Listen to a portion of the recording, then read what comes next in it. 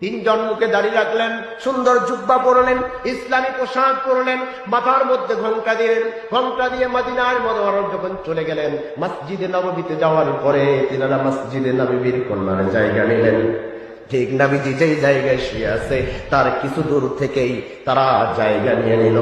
জায়গা নেওয়ার পরে সারাদিন তারা ইবাদত করেন, বন্দেগী করেন, নামাজ পড়েন, জিকির করেন, তাসবিহ পড়েন। মদিনায় প্রচার হয়ে গেল, মসজিদে নববীতে তিনজন ইমানদার এসেছে। তারা কারোর সাথে কথা বলে না, জিকির ছাড়া কথা বলে না, তারা নামাজ ছাড়া কাজ করে না, তারা ইসলাম ছাড়া কোনো কাজ করে না।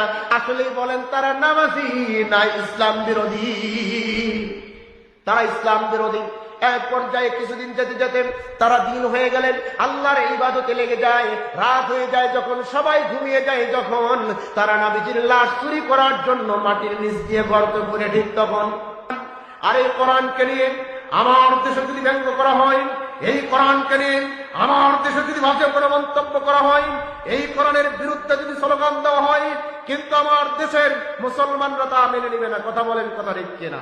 আমরা আজকের মাহফিল থেকে সতর্ক করে দিতে চাই, যারা গাজার মুসলমানদের দিকে হাত তুলছে, যারা ফিলিস্তিনের মুসলমানদের দিকে হাত তুলছে, বিলম্বে যদি এই হাত তোলা বন্ধ করা না হয়, এমন একটা সময় আসবে গোটা বিশ্বের মুসলমানরা